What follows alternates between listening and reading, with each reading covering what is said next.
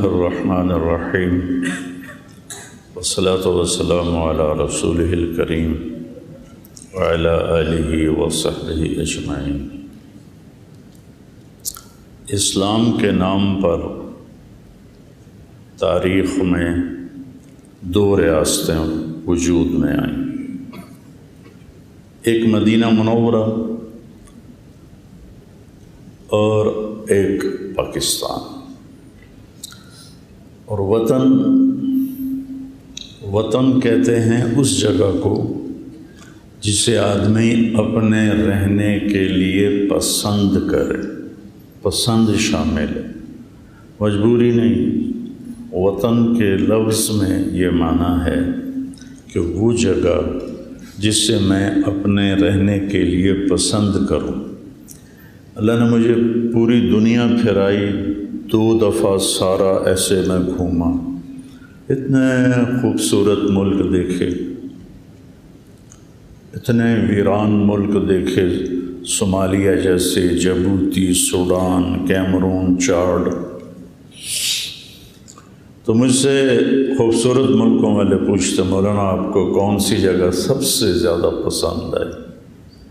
میں نے کہا مجھے میرا دیس ہی پسند ہے، اور اس میں مجھے رئیس آباد بہت پسند ہے۔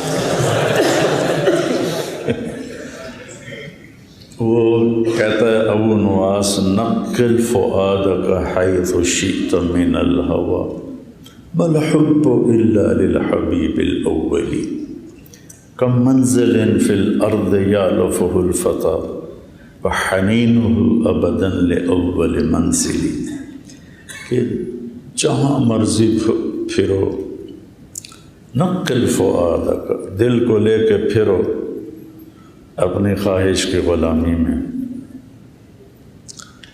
مل حب الا للحبیب الاول، محبت پہلے محبوب کے ساتھ ہی ہوتی ہے۔ یہاں حبیب سے مراد وطن ہے۔ کم منزل فی الارض یالفہ الفتى، یہ شعر میرے اوپر بڑا فٹ آتا کہ کتنی خوبصورت جگہوں پر ایک شخص جاتا ہے، لیکن وَحَنِينُهُ أَبَدًا لِأَوَّلِ مَنزِلِ، اس کا شوق، اس کی چاہت ہمیشہ وہ اپنے گھر کی ہوتی ہے۔ اس کا شعر یاد آیا کہ ایک حجازی شاعر کہہ رہا ہے تمتع من شمیم عرار نجد فما بعد العشیۃ من عراری، کہ وہ چونکہ وہ تھے نا منتقل ہوتے رہتے تھے، تو وہ وہاں دانہ پانی ختم ہو گیا ہوگا، تو وہ کہہ رہا ہے بڑی حسرت سے کہ نجد کی خوشبو سے آج فائدہ اٹھا لے، کل یہ خوشبو نہیں ملے گی۔ اور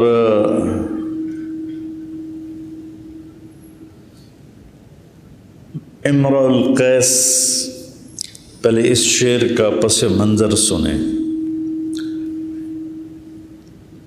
کہ ایک جگہ وہ ٹھہرتے تھے تو وہاں ایک پورا شہر آباد ہو جاتا تھا، محبتیں، نفرتیں، شعر و شاعری چلتی تھی، مہینوں رہتے تھے۔ پھر جب وہاں سے وہ منتقل ہوتے تھے دوسری جگہ تو وہاں یادیں چھوڑ جاتے تھے۔ جب کبھی اس جگہ سے گزر ہوتا تھا تو شاعروں کی رگ پھڑک اٹھتی تھی۔ یہ سمجھ میں آیا پس منظر؟ تو امرؤ القیس بہت بڑا شاعر تھا، وہ اس وادی سے گزرتا ہے جہاں عنیزہ رہتی تھی، اس کی معشوق، جس کو وہ اس اپنے قصیدہ میں کہتا ہے۔ وہ اپنے 2 ساتھیوں کے ساتھ چل رہا ہے، تو اس وادی سے گزرتا ہے نا تو اس کی حس پھڑک اٹھتی ہے، کہتا ہے قفا قفا، رک جاؤ رک جاؤ۔ کہتا ہے کیا ہوا؟ کَنَبْكِ مِنْ حَبِيبٍ وَمَنْزِلٍ بِسُقْطِ اللِّوَى بَيْنَ الدُّخُولِ فَحُومَلِ فَتُوضِعَ فِي الْمِقْرَاطِ لَمْ يَعْفُرْ اسْمُهَا لِمَا نَسَجَتْهَا مِنْ جَنُوبٍ وَشَمَالِ، ٹھہر جاؤ یار، کچھ رونے دو، کچھ رونے۔ کیا خوبصورت تعبیر ہے، کچھ رونے دو۔ کس پر؟ محبوب پر، اور محبوب کے گھر پر کچھ رونے دو جو سقط اللواء کے پاس ہے، اور ابھی اس کے آثار مٹے نہیں ہیں، لیکن نشانیاں رہ گئی ہیں جنہیں جنوبی شمالی ہواؤں نے بہت مدھم کر دیا ہے۔ اور دیکھو، میں جب یہاں بیٹھ رہا تھا میں سوچ رہا تھا میں نے کیا کہنا ہے۔ اب کہاں کہاں سے اللہ تعالیٰ ذہن میں ڈال رہا ہے، یہ اس کا احسان ہے۔ متنبی علیہ رحمت فرماتے ہیں، فَدَيْنَاكَ مِن رَبْعٍ وَإِن زِدْتَنَا كَرْبًا فَإِنَّكَ كُنْتَ الشَّرْقَ لِلشَّمْسِ وَالْغَرَبَ۔ کہتا میں قربان جاؤں اے وادی، تجھے دیکھ کر میرا غم تازہ ہو گیا ہے۔ کبھی تو یہاں مشرق اور مغرب تھا، کیا کمال ہے۔ مشرق اور مغرب کیا ہے کہ جب محبوب خیمے سے نکلتی تھی تو مشرق ہو جاتی تھی، دن چڑھ نکل آتا تھا، اور جب وہ خیمے میں جاتی تھی تو مغرب ہو جاتی تھی۔ فَإِنَّكَ كُنْتَ الشَّرْقَ لِلشَّمْسِ وَالْغَرَبَ، سورج کے لیے تو مشرق اور مغرب تھا۔ یہ سب وطن کی بات کر رہا ہوں، وطن کی محبت کہ اللہ نے خمیر میں ڈال دیا ہے انسان کی۔ تو اللہ کے نبی کی اب بات سنا، اب تو شاعروں کی باتیں آپ کو سنا رہا تھا۔ اللہ کے نبی جب غار ثور سے نکلے اور مدینہ جانے لگے تو تہجد کا وقت تھا، کہیں ٹمٹماتے چراغوں کی لو ایسے ہی ہلکی ہلکی نظر آ رہی تھی، اور شاید کہیں سلگتا ہوا دھواں بھی اٹھ رہا ہو۔ تو آپ نے ایسے ایک نظر ڈالی اور کہا، یا مکہ ما اطیبک من بلد و احبک الی لولا ان قومی اخرجون منک لما سکنت غیرک۔ اے مکہ، تو مجھے کتنا محبوب اور پیارا ہے۔ اب یہ میں نبی کی بات بتا رہا ہوں۔ اے مکہ، تو مجھے کتنا محبوب اور پیارا ہے، اگر میری قوم نہ نکالتی تو میں تمہیں چھوڑ کے کبھی نہ جاتا۔ یہ نبی کے جذبات ہیں، اور ایسے نبی جن جیسا کائنات میں کوئی ہے ہی نہیں۔ اور جب مدینہ پہنچے ہیں تو بلال حبشی رضی اللہ تعالیٰ عنہ وہ کہہ رہے ہیں، الا لیت شعری هل ابیتن لیلتا بواد وحولی اذخر وجلیل وهل اردن میاہ مجنت وهل یبدون لی شامت وطفیل۔ ارے یار، کوئی مجھے جھوٹی تسلی ہی آ کے دے دے کہ ایک دفعہ دوبارہ تم مکہ واپس جاؤ گی۔ مجنہ کے پانیوں پر، شامہ اور طفیل پہاڑوں پر تم پھرو گے جیسے پہلے پھرتے تھے۔ جب بلال رضی اللہ تعالیٰ عنہ اپنے جذبات کا اظہار کر رہے، تو اس طرف چل پڑیں تو لمبی کہانی ہو جائے گی۔ صرف آپ کو وطن، وہ جگہ جسے آدمی اپنے رہنے کے لیے پسند کر لے، اسے وطن کہتے ہیں۔ مجبوری رہنے کا نہیں، خوشی سے رہنے کی جو جگہ ہے اسے۔ تو اللہ تعالیٰ نے دو ریاستیں اس بنیاد پہ بنی کہ ہم اپنے دین پر آزادی سے چلنا چاہتے ہیں۔ ایک مدینہ منورہ، وہ تو کامیاب ریاست تھی، پاکستان کا خواب دیکھنے والوں نے بھی خواب بہت بڑا دیکھا تھا، ہم نے اسے گندا کر دیا۔ جھوٹ، دھوکہ، فراڈ، شراب، زنا کے اڈے، قتل و غارت، قبضے گروپ، اللہ کو بھولا ہی رکھ دیا۔ اس کی بنیاد بھی 27 رمضان المبارک 1366 ہجری شب قدر میں 2 ملک آزاد ہو رہے تھے، ایک پاکستان ایک ہندوستان۔ تو پاکستان والوں نے اپنے لیے یوم آزادی 14 اگست چنا اور انڈیا نے 15 اگست چنا۔ ہم 14 کو یوم مناتے ہیں، وہ 15 کو مناتے ہیں۔ تو یہ اتفاقی نہیں تھا، آسمانی نظام تھا، ورنہ یہ بھی ہو سکتا تھا کہ ہمارے اس وقت کے جو قائد تھے وہ 15 اگست اپنا یوم آزادی بنا لیتے اور 14 وہ بنا لیتے۔ 14 اگست کے ساتھ 27 رمضان المبارک جڑ رہی ہے، شب قدر ہے، رات 12 بجے اعلان ہو رہا ہے۔ جب تاریخ تبدیل ہوئی تو اعلان ہوا پاکستان کا، اور عین وہ وقت تنزل الملائکۃ والروح فیہا بإذن ربہم من کل امر سلام ہی حتی مطلع الفجر۔ تو یہ ایک بہت بڑی بات ہے، اللہ کا انتخاب ہے۔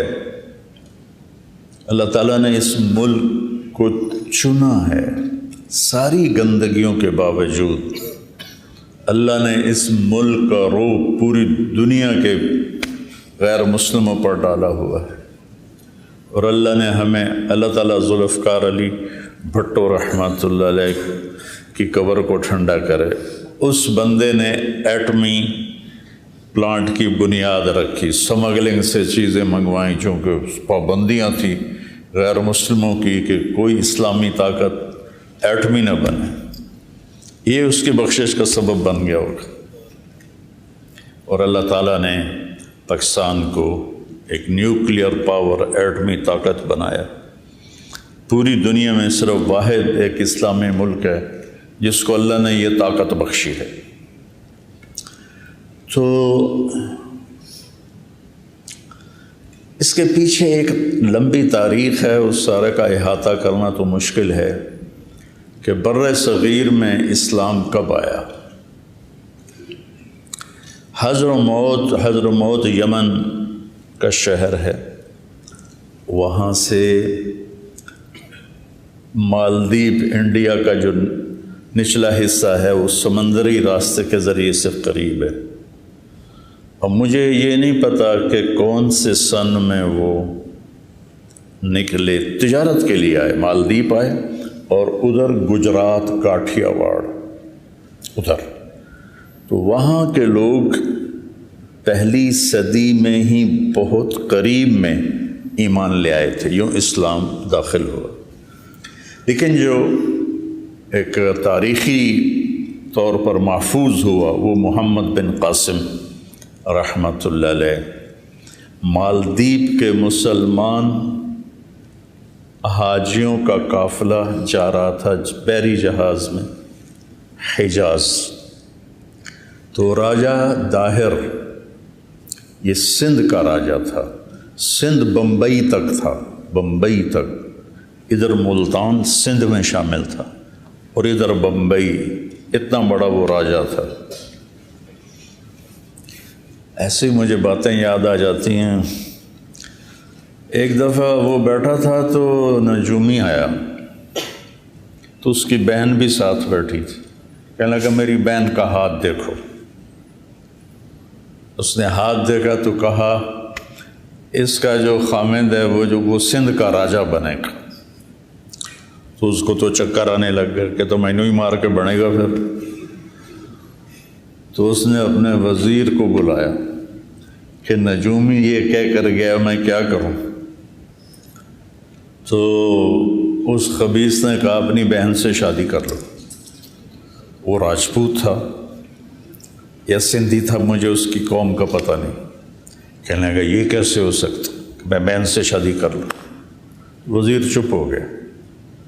اس نے ایک بکری منگوائی اس پر مٹی کا لیپ کیا اور اس پر پھولوں کے بیج لگا دیے۔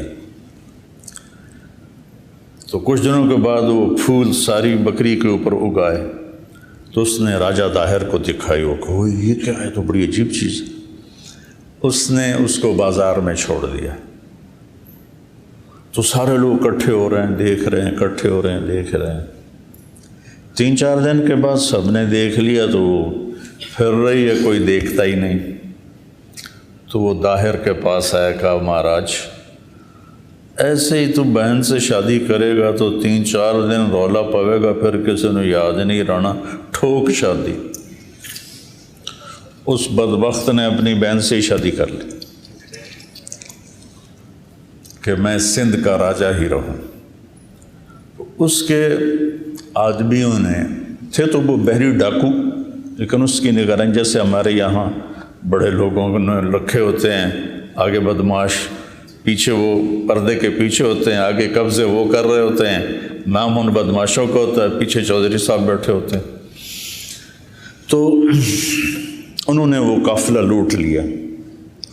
تو ایک عورت نے کہا یا للحجاج یا للحجاج یا للحجاج۔ اس نے حجاج کو پکارا، اے حجاج۔ حجاج عراق کا گورنر تھا۔ تو جو کچھ لوگ بچ گئے ان کے زد سے، وہ جب پہنچے نا عراق تو انہوں نے، حجاج بیٹھا ہوا تھا کرسی پر، تو کہا کہ تجھے ایک مظلوم عورت نے یوں پکارا ہے۔ تو وہ کرسی سے کھڑا ہو کر کہنے لگا لبیک یا اختی لبیک یا اختی لبیک یا اختی۔ اور اس نے قسم کھائی، نہ چارپائی پہ سوؤں گا، نہ بیوی کے پاس جاؤں گا جب تک اس کو چھڑوا نہ لوں۔ تو اس نے پہلا لشکر بھیجا، اسے شکست ہو گئی۔ پھر دوسرا لشکر بھیجا، اسے بھی شکست ہو گئی۔ پھر تیسرے کی تیاری کی تو ولید بن عبد الملک نے کہا میں اتنا نقصان برداشت نہیں کر سکتا، نہیں بھیجنا۔ تو اس نے اس کے سامنے ہاتھ جوڑے کہ جتنا خرچہ ہوگا میں اس سے دوگنا آپ کے خزانے میں واپس جمع کراؤں گا، مجھے اجازت۔ تو اس کے منت ترلے کر کے اجازت لے لی، اور 12,000 کا لشکر دے کر محمد بن قاسم رحمۃ اللہ علیہ 17 سال کے نوجوان کو امیر بنا کے بھیج۔ میرے نبی نے حضرت اسامہ رضی اللہ عنہ کو 17 سال کی عمر میں حضرت عمر کا امیر بنا کے بھیج۔ تو محمد بن قاسم نے پھر یہ روڑی کے پاس دریائے سندھ کو پار کیا، پہلے دیبل فتح کیا۔ دیبل کو آج کل بھمبور کہتے ہیں، بھمبور، لیکن اس کا پرانا نام دیبل ہے۔ میں وہاں گیا، وہ مسجد کے کھنڈر تھے، وہاں میں نے 2 نفل پڑھے، شاید ہی کبھی کسی نے پڑھے ہوں۔ تو پھر اس کے بعد اس نے دریائے سندھ پار کیا، اور روڑی کے پاس دونوں لشکروں کی ٹکر ہوئی تو داہر کو شکست ہوئی، اور محمد بن قاسم چلتا ہوا ملتان تک آیا۔ تو 92 ہجری میں ضلع ملتان میں اسلام داخل ہو گیا تھا، اور پورا سندھ میں لاکھوں لوگ کلمہ پڑھ گئے تھے۔ یہ ایک تاریخ کا حصہ ہے۔ اس طرف کا جو ہندوستان تھا اس میں محمود غزنوی نے پہلے حملے کیے، کچھ 17 حملے کیے، لیکن عام طور پر اس نے خزانہ ہی لوٹا، کوئی ایسا نہیں کیا کہ کوئی اسلامی دعوت کی بنیاد ڈالی ہو، یہ کام نہیں کیا۔ محمد غوری رحمۃ اللہ علیہ نے 1191 میں پرتھوی راج سے جنگ کی، اس میں ان کو شکست ہو گئی، بڑی بری طرح زخمی ہوئے، واپس گئے، 1 سال تیاری کی، اور 1192 میں پھر ترائن ایک جگہ ہے اس میں یو پی میں، تو اس کے مقام پر دونوں لشکروں کی مڑ بھیڑ ہوئی۔ اس میں پھر محمد غوری کو فتح ہوئی، اور انہوں نے ان کی اولاد کوئی نہیں تھی، انہوں نے اپنے غلاموں کو وہاں پر گورنر بنا کے باقاعدہ حکومت کا آغاز کیا۔ قطب الدین ایبک لاہور میں، شمس الدین التمش دلی میں، ناصر الدین قباچہ ملتان میں، اور وہ صرف 4 سال حکومت کر پائے اور پولو کھیلتے ہوئے گھوڑے سے گرے اور انتقال ہو گیا۔ لاہور کو انہوں نے اپنا کیپٹل بنایا تھا تو ان کی قبر انارکلی بازار کے پیچھے ہے۔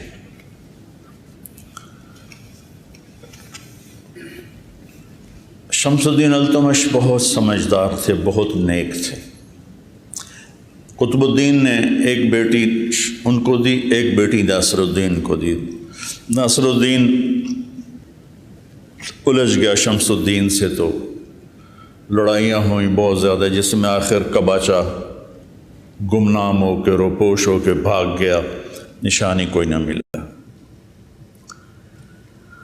تو شمس الدین سے پھر خاندان غلامہ، یہ سب غلام تھے، ان کو خاندان غلامہ کہتے ہیں کہ یہ غلام لوگ تھے۔ شمس الدین کے سامنے 20 غلام پیش کیے گئے، اس نے 19 خرید لیے، ایک کو چھوڑ دیا۔ اس کا قد بھی چھوٹا تھا اور شکل بھی اچھی نہیں تھی۔ تو اس غلام نے کہا آپ نے یہ غلام کیوں خریدے ہیں؟ کہا اپنے لیے۔ کہا مجھے اللہ کے لیے خرید لو۔ تو یہ بات اس کو بڑی پسند آئی تو اس نے اس کو خرید لیا۔ یہی غلام آگے چل کے غیاث الدین بلبن کے نام سے 30 برس حکومت کی، اور بہت بڑا محسن ہندوستان ہے کہ تاتاریوں کے حملوں کو غیاث الدین بلبن نے ایسا روکا کہ ان کا بیٹا محمد بلبن ملتان کا حاکم تھا اقلت، وہ جنگوں میں شہید ہو گیا، لیکن تاتاری ہندوستان میں گھس نہیں سکے۔ پھر بیٹے کے غم میں 2 ہفتے بعد اس کا بھی انتقال ہو گیا۔ تو پھر یہ خاندان غلامہ چلتا ہے جس میں خلجی ہیں، جس میں بلبن ہیں، اور اس میں تغلق ہیں، یہ سارے خاندان غلامہ ہیں۔ اور 1398 میں تیمور لنگ نے، مجھے اس پہ بڑا غصہ آتا ہے، اللہ مجھے معاف کرے، بہت ظالم تھا، بہت ظالم تھا، چنگیز خان سے بھی زیادہ ظالم تھا۔ مسلمان ہو کر اس نے میرے تلمبے کو برباد کیا، ملتان کو برباد کیا، ملتان سے دیپال پور گیا اسے برباد کیا، وہاں سے بٹھنڈا گیا اسے برباد کیا، بٹھنڈا سے دلی پہنچا اسے برباد کیا۔ یہ ہندوستان پہ آیا کیوں تھا؟ یہ لٹیرا ڈاکو بادشاہ تھا، ڈاکو بادشاہ، کہ چین پہ حملہ کرنا ہے، تو چین پہ حملے کے لیے تو پیسہ بہت چاہیے، تو کیا کریں؟ کہا ہندوستان میں بہت پیسہ، کہا چلو پھر اس کو لوٹتے ہیں۔ اس خبیث نے لوٹ میں لاکھوں انسان ذبح کر دی اور خزانہ لوٹ کے گیا۔ 1398 میں واپس گیا اور پھر لشکر جرار تیار کیا اور اس کو لے کر نکلا چین کی فتح کے لیے۔ تو قازقستان میں ایک جگہ ہے اترار، بڑی تاریخی جگہ ہے، وہ کبھی پھر دوبارہ اس کی میں تاریخ سناؤں گا، جہاں سے تاتاریوں کی جنگ کی ابتدا ہوئی۔ اس کا گورنر تھا انیل جک، خوارزم شاہی حکومت میں۔ اس کی نادانی سے یہ بہت بڑا فتنہ اٹھا، تو وہاں پہنچا 1405 میں، تو وہاں ٹھنڈ سے مر گیا، ٹھنڈ لگی اور نمونیا ہوا، 72 سال عمر ہو گئی تھی اس کی۔ تو چین والوں کو اللہ نے بچا لیا، لیکن ہمارا دیش اس نے برباد کر دیا۔ تو جہاں مغلوں کی حکومت سب سے لمبی چلی، 328 سال مغلوں نے حکومت کی، اور 1608 میں ایسٹ انڈیا کمپنی ہندوستان میں داخل ہوئی۔ جہانگیر کا زمانہ تھا، عروج تھا، تو ان کو وہ تو بالکل فقیر سے تھے۔ ایسٹ انڈیا کمپنی انگریزوں کی، انگلینڈ سے آئی ہوئی، تو وہ شاہ جہاں اس جہانگیر تک ان کی رسائی ہوئی۔ جہانگیر کو میری طرح سر درد رہتا تھا، تو اس نے ان سے پوچھا تمہارے پاس کوئی چیز ہے سر درد کی؟ تو اس وقت وہ سائنس میں آگے جا چکے تھے، تو اب دیسی علاج میں کوئی ایسی دوا نہیں ہے جو فوری اثر کرے، تو انہوں نے اس کو گولی دی، وہ ٹھیک ہو گیا۔ وہ تو بڑا خوش ہوا، کہنے لگا کیا مانگتے ہو؟ اب ان کا دیکھو اپنے ملک کے لیے خیر خواہی، کہنے لگے جی ہمیں انڈیا میں تجارت کی اجازت دی جائے۔ اگر جاؤ اجازت، تو انہوں نے یہ جنوبی ہند کی طرف اپنے چھوٹے چھوٹے اڈے بنا لیے۔ شاہ جہان کے دربار میں وہ آئے تو شاہ جہان سے مل کر نکلے تو شاہ جہان کے وزیر نے کہا مجھے ان کی آنکھوں میں مکر و فریب نظر آتا ہے، ان کو ہندوستان سے نکال دو۔ تو شاہ جہان کہنے لگا کیا پدی کا شوربہ، ان کی حیثیت ہی کیا ہے، ان کا ہونا نہ ہونا ہمارے لیے برابر ہے۔ تو بعد میں پتہ چلا وہ پورا ہندوستان ہی کھا گئے۔ تو 1608 میں جہانگیر کا زمانہ تھا جب یہ ایسٹ انڈیا کمپنی آئی، اور پھر وہاں انہوں نے اپنے اڈے بنانے شروع کیے۔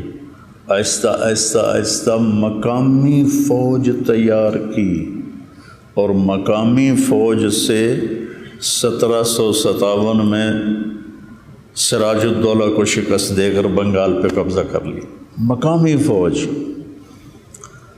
اتنے بے حس ہو چکے تھے مقامی لوگ، اور پھر 1799 میں ٹیپو سلطان شہید کر دیے۔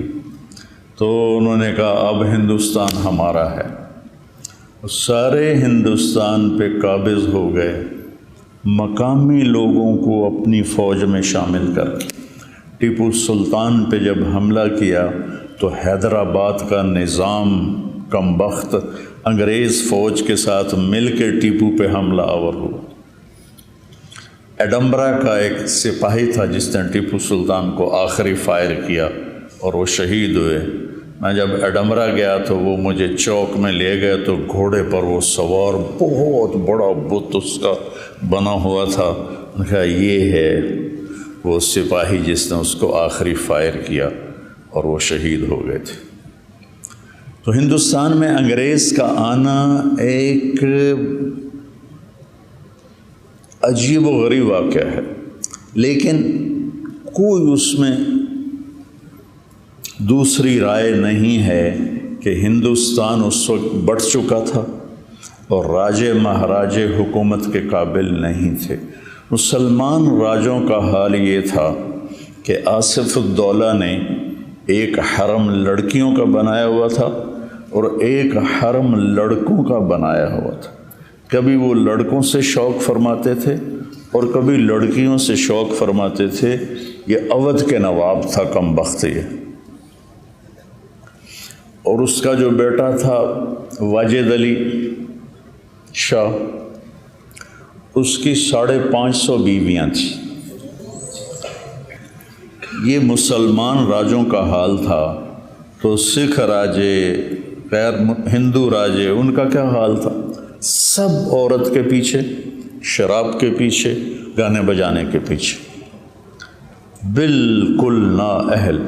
رامپور کا نواب جو تھا وہ اپنی جو مجلس شورا بلاتا تھا، آپ کو عجیب لطیفہ بھی ہے، حقیقت میں خود بیت الخلاء میں بیٹھتا تھا اور باقی ہال میں بیٹھتے تھے۔ تو انگریزوں کا آنا بالکل ٹھیک تھا، انگریزوں کا آنا بالکل ٹھیک تھا کہ وہ اس قابل ہی نہیں تھے، سوائے عورت اور شراب کے ان کو اور کوئی کام ہی نہیں تھا۔ رنجیت سنگھ نے حکومت کی 40 سال بڑے دھڑلے سے، بہت سمجھدار راجا تھا۔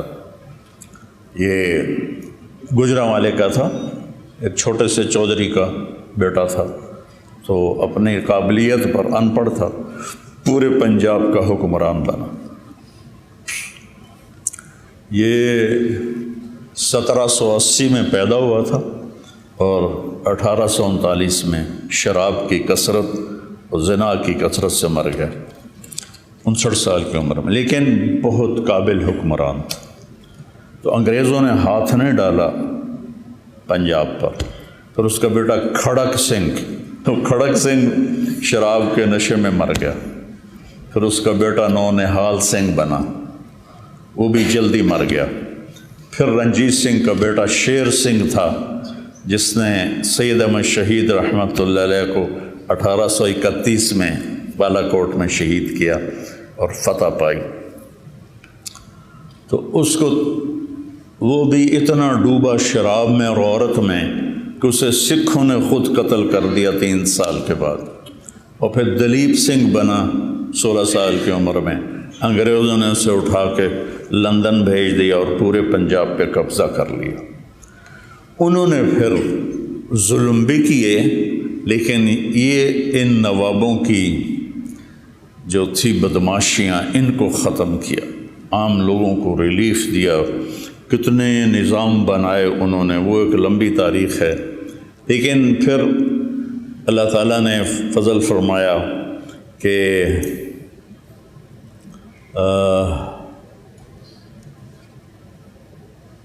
1906 میں مسلم لیگ کی بنیاد رکھی گئی۔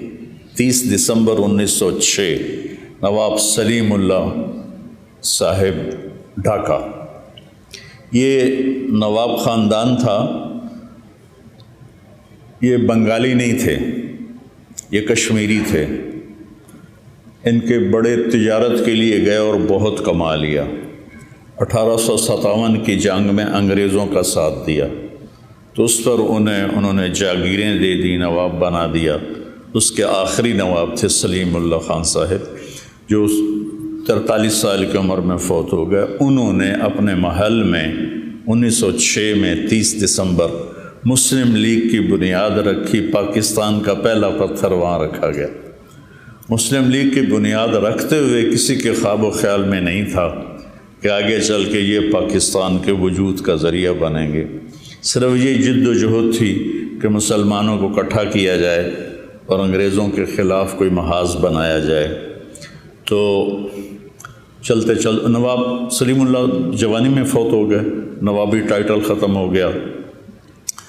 اس کے بعد کون اس کے بنے جو مجھے نہ یاد ہے، نہ مجھے پڑھا ہوا یاد ہے، لیکن علامہ اقبال رحمۃ اللہ علیہ نے ریاست پاکستان کا تصور پیش کیا کہ ایک ریاست ہونی چاہیے مسلمانوں کے لیے الگ۔ 1930 میں الہ آباد میں ایک جلسہ تھا، اس میں اقبال رحمۃ اللہ علیہ نے بطور پیغام جو انہوں نے اپنی شاعری میں پیغام دیا، وہ 14 صدی میں کوئی شاعر ایسا نہیں پیدا،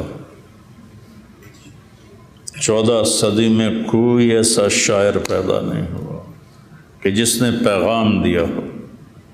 آپ کو عجیب بات سناؤں، 96 میں ہماری جماعت انڈونیشیا گئی، جنرل حبیبی اس وقت وہاں صدر تھا۔ تو میں تو نہیں گیا، لیکن دوسرے ہمارے کچھ بزرگ اس کو ملنے کے لیے گئے، مسیح الزمان صاحب رحمۃ اللہ علیہ اور کچھ اور ایسے۔ تو وہ کہنے لگا کہ آپ کو پتہ ہے ہم نے تحریک آزادی کیسے چلائی؟ ان کا جی آپ بتائیں۔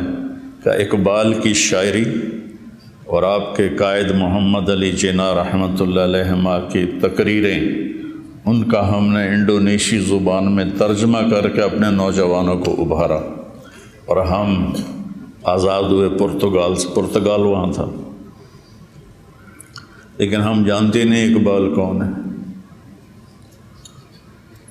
تو انہوں نے سب سے پہلے یہ تصور پیش کیا کہ ایک ریاست ہونی چاہیے۔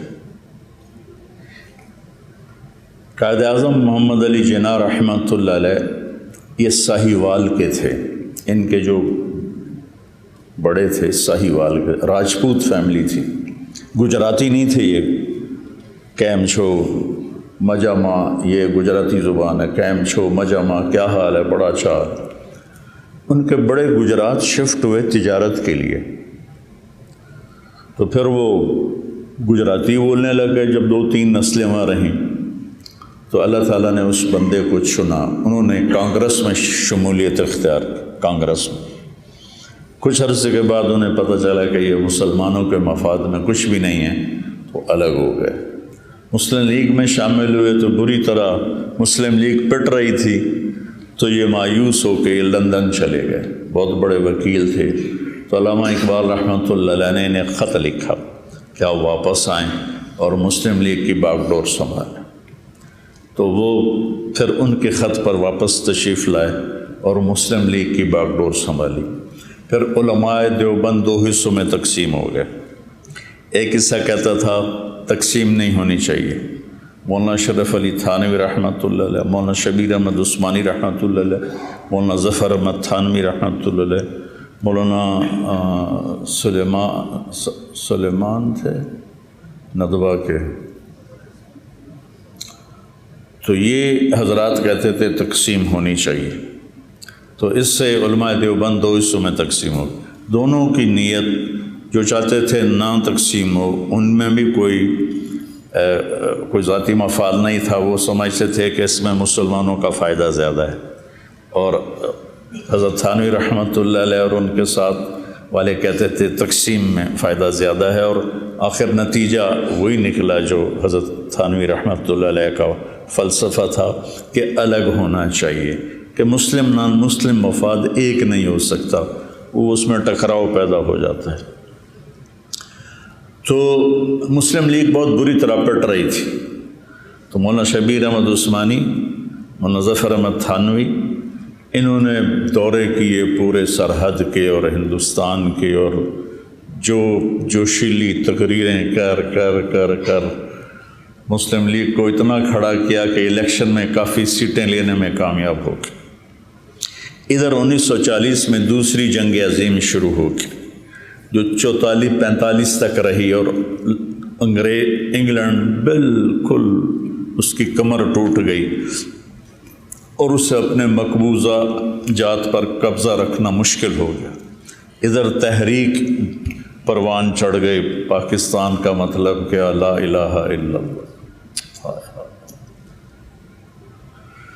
آج کے نوجوانوں کو پتہ ہی نہیں ہے کہ کیا قربانیاں ہوئیں۔ تو آخر کار انگریزوں کو ہارنا بھی پڑا اور وہ مجبور بھی ہو گئے تھے، دونوں چیزیں تھیں، قبضہ رکھ نہیں سکتے تھے، سارا کچھ برباد ہوا پڑا تھا، اور ادھر مسلمانوں میں بھی ایک جوش اور تحریک اٹھی ہوئی تھی، ہندوؤں میں بھی اٹھی ہوئی تھی۔ تو پھر اللہ تعالیٰ نے محمد علی جناح رحمۃ اللہ علیہ، بہت بڑے ہمارے محسن ہیں، بڑے عظیم انسان تھے، مقدر کی بات ہے انہیں حکومت کرنے کا موقع ہی نہ مل سکا۔ 47 میں آزاد ہوا، 48 میں انتقال ہو گیا، ٹی بی کے مریض تھے 72 سال کی عمر میں۔ اس کے بعد پھر ایک لائن لگ گئی، ایک دکھ بھری داستان ہے، ایک درد بھرا افسانہ ہے، جگر سوز بھی ہے، دل خراش بھی ہے، کہ قربانیوں کو رائے گاں کر دیا۔ 6 لاکھ لوگ ذبح ہوئے، 6 لاکھ، 1.5 کروڑ لوگ ہجرت کرنے پر مجبور ہوئے، اور 6 لاکھ لوگ۔ میرے والد کے پاس ایک آتے تھے بزرگ، نام بھول گیا مجھے، وہ بتا رہے تھے کہ میں جالندھر میں رہتے تھے، تو میرا خاندان کٹ گیا، میں اکیلا جان بچا کے نکلا، تو دن میں کماد میں چھپ جاتا تھا اور رات کو سفر کرتا تھا، اور میری ڈائریکشن تھی لاہور، لیکن میں بھٹکتا بھٹکتا دریائے ستلج کے کنارے جا پہنچا۔ دریائے ستلج اس وقت بکھرا ہوا دریا تھا، اور پیچھے تیرنا آتا نہیں تھا، پیچھے جاؤں تو سکھوں کے ہاتھوں مرتا ہوں، پانی میں جاؤں تو ڈوب کے مرتا ہوں۔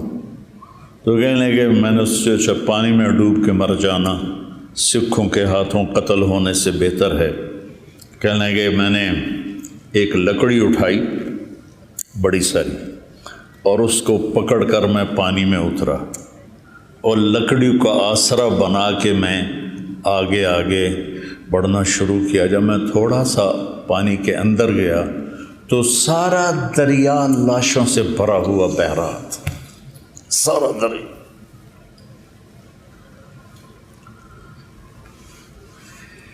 ہمارے بھائی رشوت لینے والے، بددیانتی کرنے والے، برائی کے اڈے چلانے والے، قبضے کرنے والے، ان سے اللہ بھی پوچھے گا اور ان سے وہ 6 لاکھ لاشیں بھی پوچھیں گی کہ ہم نے جو پاکستان کے لیے جان قربان کی تھی اس لیے کی تھی کہ تم یہ سب کرو۔ تو بچوں، پاکستان ایک نعمت ہے، واللہ ایک تحفہ ہے۔ دنیا پھرنے کے بعد آپ کو بتا رہا ہوں، اس میں سچائی آ جائے، اس میں دیانتداری آ جائے، اس میں انصاف آ جائے، جھوٹ نکل جائے، دھوکہ نکل جائے، ظلم نکل جائے۔ ہماری عدالتیں ظالم ہیں، تو میں کسی کو دوش کیا دوں، سارے شعبے ہی بگڑے ہوئے ہیں۔ تو میں آپ بچوں سے یہ چاہتا ہوں کہ آپ صرف مسجد کو نہ سنبھالیں، صرف مدرسے کو نہ سنبھالیں، آپ پاکستان کے زندگی کے ہر شعبے میں داخل ہوں اور اس کو سچائی اور دیانتداری اور انصاف پر کھڑا کرنے کی کوشش کریں۔ اس کے لیے مجمع نہیں چاہیے، ایک آدمی کافی ہو جاتا۔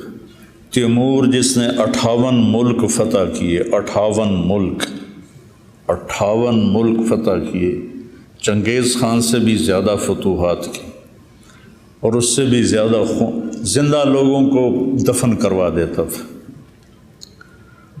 کڑا کھولتے ہوئے تیل میں زندہ لوگوں کو پھینک دیتا تھا، کھڑے کھڑے ان کی کھالیں اتروا دیتا تھا، اس قسم کے ظلم کرتا تھا۔ شروع میں اس کو شکست ہوئی،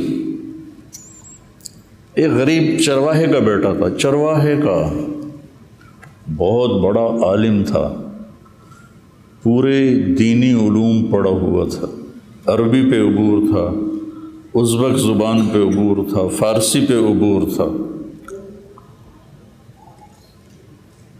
ایک دفعہ جو چیز سن لیتا تو اس کو یاد ہو جاتی تھی۔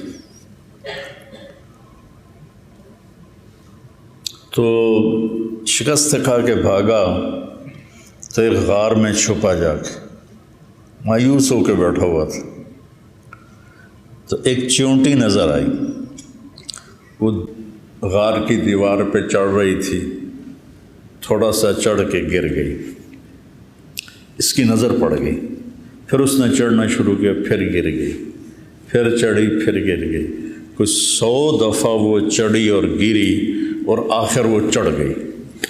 تو تیمور نے کہا میں بھی چیونٹی کی ہمت پر عمل کروں گا اور میں دوبارہ میدان میں اتروں گا۔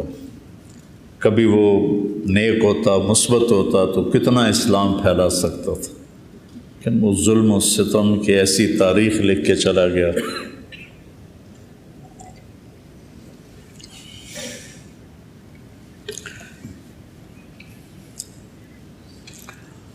تو